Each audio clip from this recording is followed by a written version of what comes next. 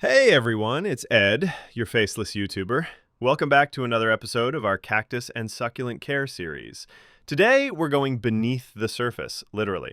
We're talking about one of the most misunderstood but essential parts of plant care, soil. The right soil is the foundation of every healthy succulent and cactus, and using the wrong mix is like putting your plant in quicksand. It looks fine for a while, then disaster.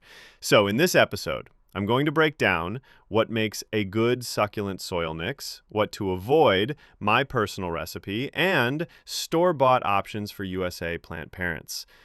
Let's get into it.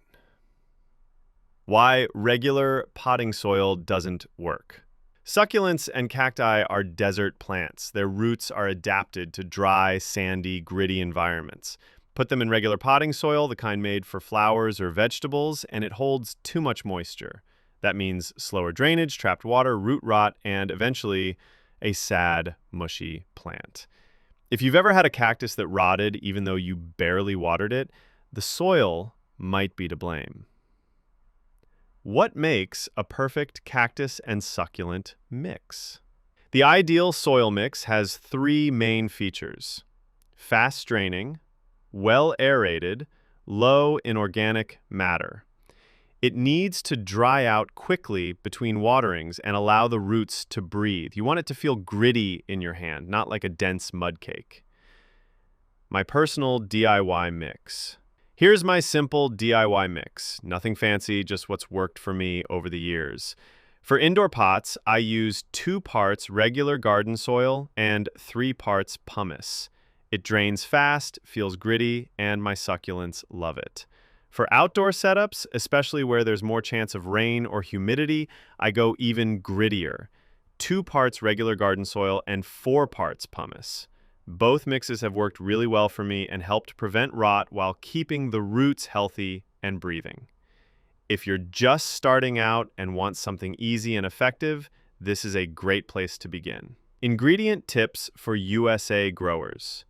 You can find most of these components in local garden centers or online. Pumice or perlite, look for medium particle size, not too fine, not too chunky. Garden soil, any clean, loam-based soil without added fertilizers works well. Cactus soil mix, if you want to experiment, brands like Bonsai Jack, Fox Farm, or Miracle Grow Cactus Mix are solid options.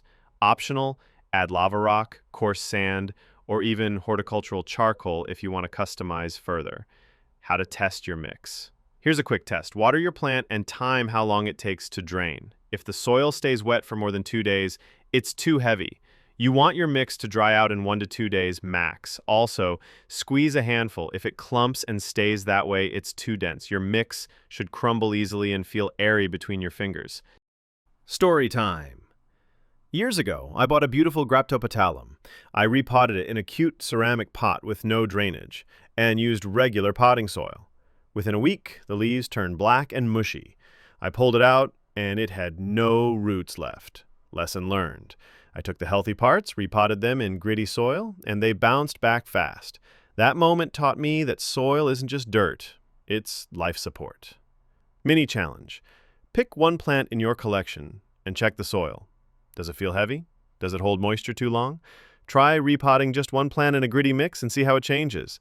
Sometimes all it takes is a better foundation to bring a struggling plant back to life. That's it for part 15. And I hope this episode helped you feel more confident about what your plants are really sitting in.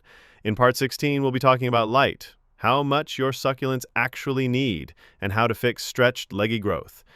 If you ever asked, why does my Echeveria look like a tower? You won't want to miss it. Thanks for listening. And as always, happy growing.